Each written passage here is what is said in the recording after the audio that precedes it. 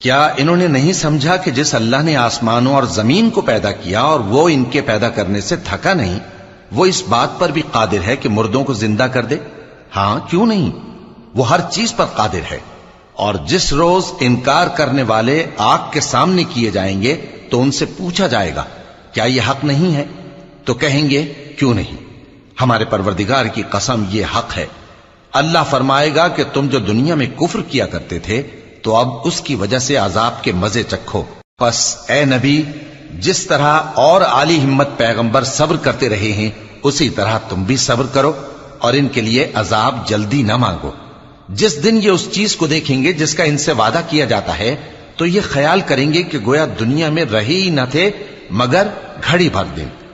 ये कुरान पैगाम है जो पहुंचाया जा चुका, सो अब वही हलाक होंगे जो नाफरमान थे।